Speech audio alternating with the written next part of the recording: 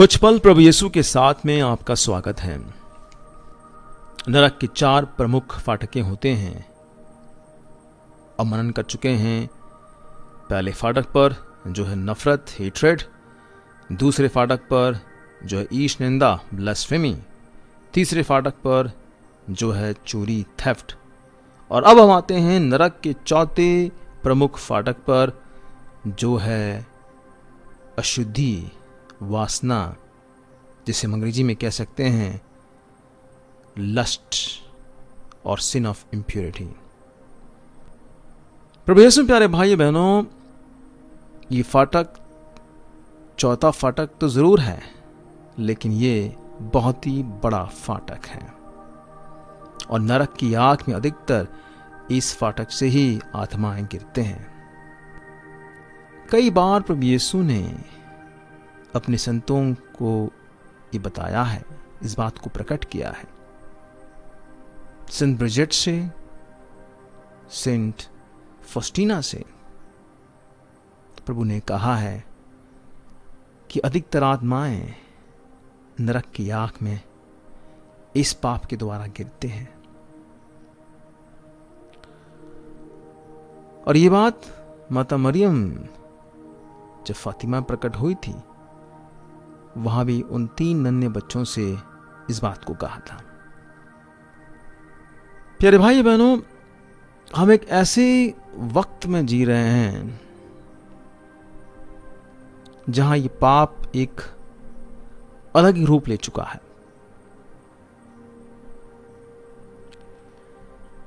ये पाप एक स्लो पॉइजन की तरह समाज में फैल रहा है। हमारे घरों में फैल चुका है, हमारे बच्चों में आ चुका है और हमें पता ही नहीं चल रहा है। और ये नया रूप जो है इस पाप का, वो है फोनोग्राफी, वेश्यावृत्ति की चित्रें।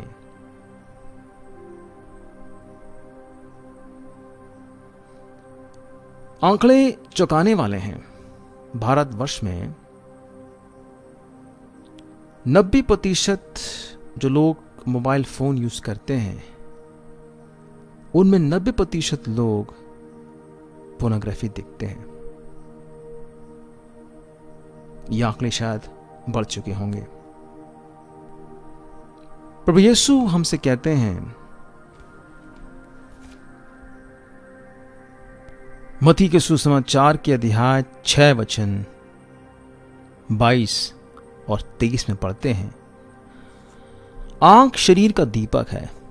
यदि तुम्हारी आंख अच्छी है तो तुम्हारा सारा शरीर प्रकाशवान होगा, किंतु यदि तुम्हारी आंखें बीमार है तो तुम्हारा सारा शरीर अंधकार में होगा।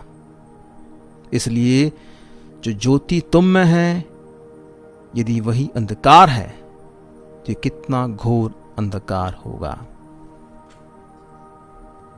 अंग्रेजी में पढ़ते हैं, Gospel of Matthew chapter 6 verses 22 and 23.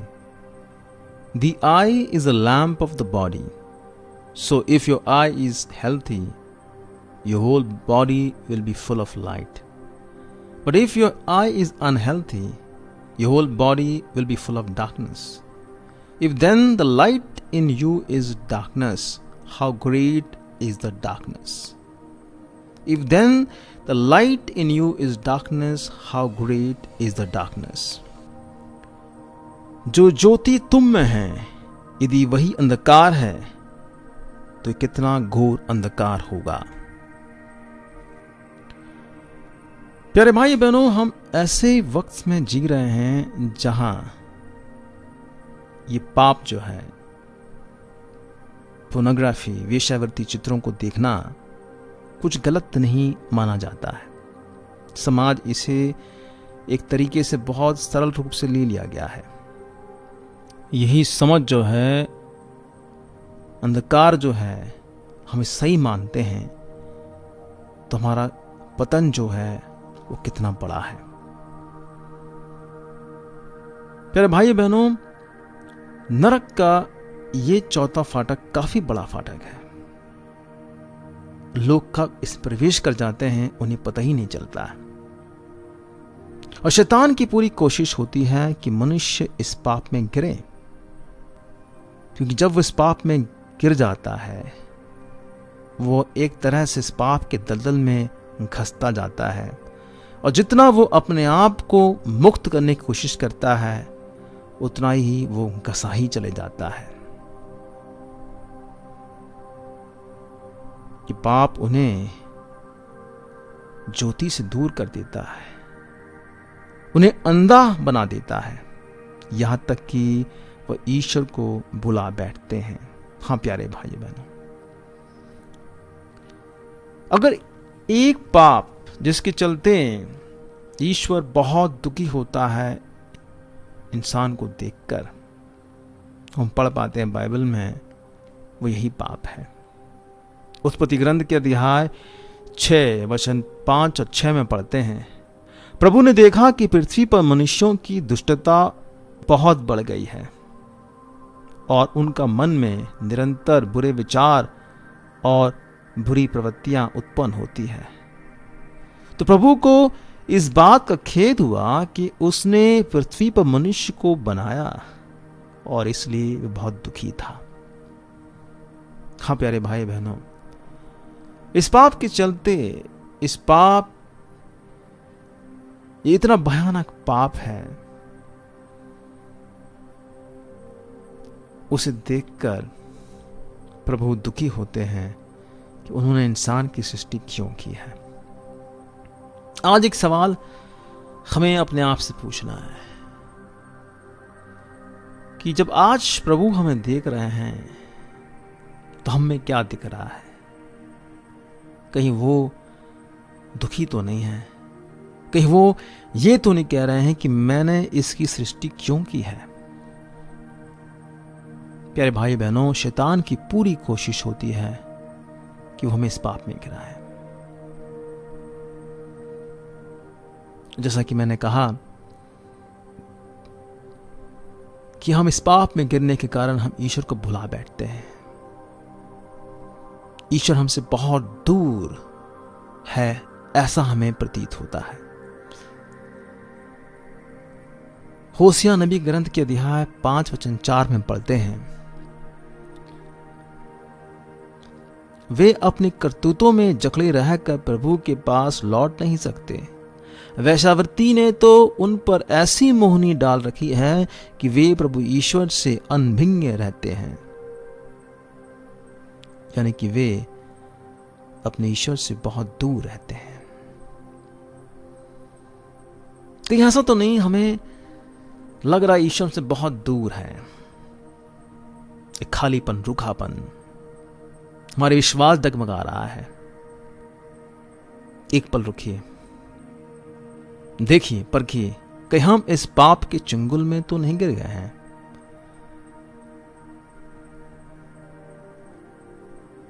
ये पाप के अधीन व्यक्ति ना तो ईश्वर को जान सकता है और अपनी समझ को खो बैठता है। वह सिर्फ और सिर्फ अपने शरीर की वासना की भूख की आवाज सुनता है जो उसे जानवर बना देता है। और ये पाप सुख जो है, ये पाप सुख जो है वो पाप में आदत बन जाता है, और ये आदत कुछ लोग मृत्यु तक नहीं छोड़ पाते हैं।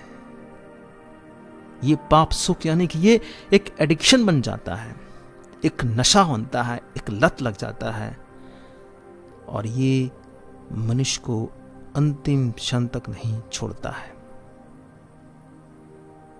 फिर भाई बहनों, ये इतना भयानक पाप है और ये इतना भारी नुकसान कर सकता है, मैं समझ सकता हूं, क्योंकि एक पुरोहित होने के नाते जब उन लोगों से मिलता हूं, जब वो आते हैं अपने दर्द को लेकर,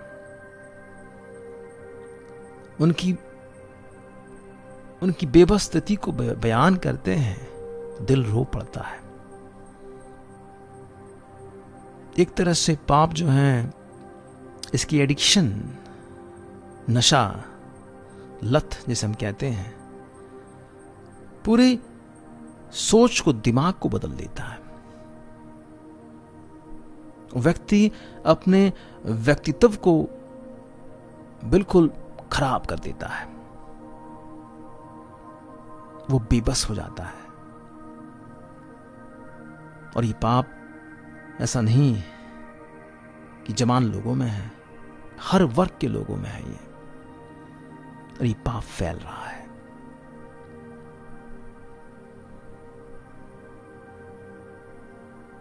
मेरे भाई बहनों, कुछ चौंकाने वाले आंकड़े आए हैं इस लॉकडाउन के समय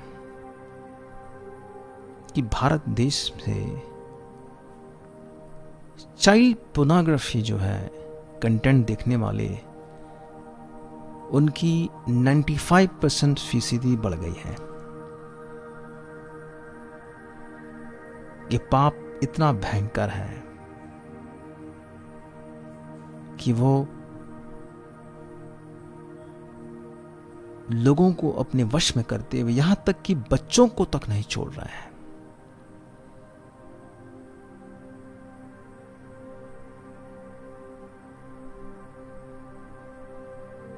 हम बहुत ही मुश्किल दौर से गुजर रहे हैं प्यारे भाई बहनों। कुछ लोग कहते हैं हम बहुत कमजोर हैं, हम तो मिट्टी के बने हैं, हम तो साधारण से व्यक्ति हैं, कैसे हम इन अनगिनत प्रलोभन से बच सकते हैं?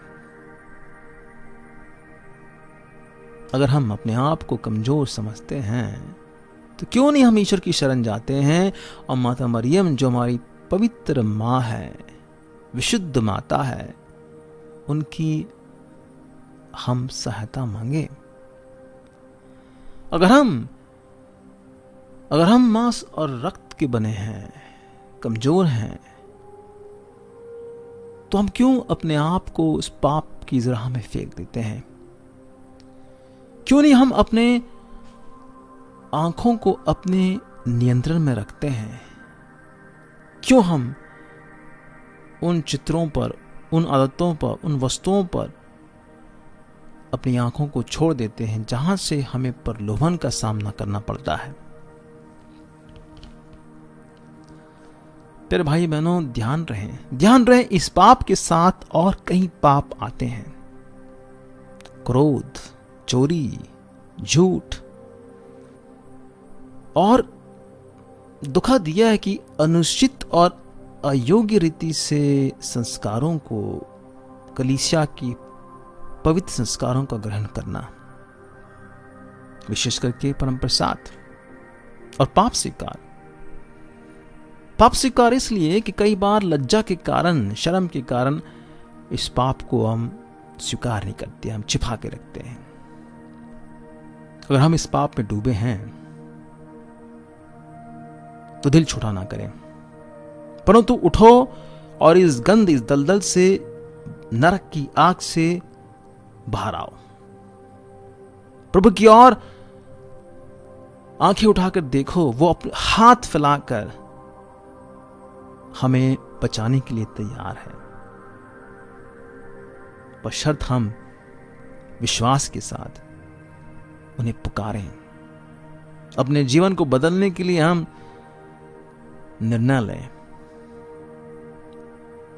सच्चा पछतावा करें। सबसे पहले हमें यह करने की जरूरत है कि हम पाप की इस पाप के अवसरों से अपने आप को बिल्कुल दूर कर दें। जैसा कि मैंने कहा, मोबाइल फोन, या फिर ऐसा कहें, भारत में मोबाइल यूजर्स में 90% यूजर्स पोर्नोग्राफी देखते हैं। अब जब आप मेरे इस प्रवचन को सुन रहे हैं, बहुत से हैं जो इसके अधीन हो चुके हैं।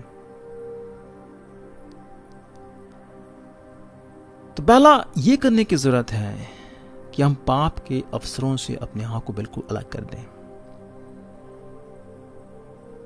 नियंत्रण रखें मोबाइल फोन पर, इस्तेमाल करें फोन का सिर्फ जरूरत के लिए। अपने आप को नियंत्रण में रखें। जरूरी है कि हम सबसे पहले इस पाप के अवसरों से अपने आप को बिल्कुल दूर करें। दूसरा, हम अपने आप को निरंतर ईश्वर को सौंपते रहें। माता मरियम जो विशुद्धि की मां है, जो विशुद्ध जीवन जीने की प्रेरणा देती हैं, उनकी सहायता मांगते रहें। चाहे हम कितनी बुरी तरह से प्रलोभन का सामना करें, निराश नहीं हुए, हार नहीं माने, तुरंत हम प्रभु यीशु की शरण में आए, माता मरियम की मध्यस्थता के लिए मां को पुकारें। और तीसरा, प्यारे भाइयों बहनों, बुरी आदत से छुटकारा पाने के लिए विशेष प्रार्थना करें। विशुद्धि के लिए खास करके माता मरियम से हम मध्यस्थता मांगे। मां के आदर में शनिवार को उपवास प्रार्थना करें, या विशेष करके महीने के पहले शनिवार को। और हर दिन हम माता मरियम के चित्र के पास, किसी प्रतिरूप के पास जाएं, मां को समर्पित करें, उनकी मध्यस्थता मांगे, क्योंकि मां की प्रार्थनाओं में बहुत सामर्थ है, क्योंकि वह विशुद्धि की मां है। हमें विशुद्ध जीवन जीने के लिए, पवित्र जीवन जीने के लिए हमारी सहायता करती है। प्यारे भाई बहनों, नरक के 4 प्रमुख फाटकों के बारे में हम सुने हैं, समझे हैं। हम अपने जीवन को प्रभु में बना के रखें और ये जीवन हमारे लिए आशीषप्रद हो और हमारे जीवन के द्वारा और लोग आशीष पाएं। ये हमारी कोशिश रहे और ये हमारी प्रार्थना रहे। प्रभु हमारे साथ हैं। आमीन।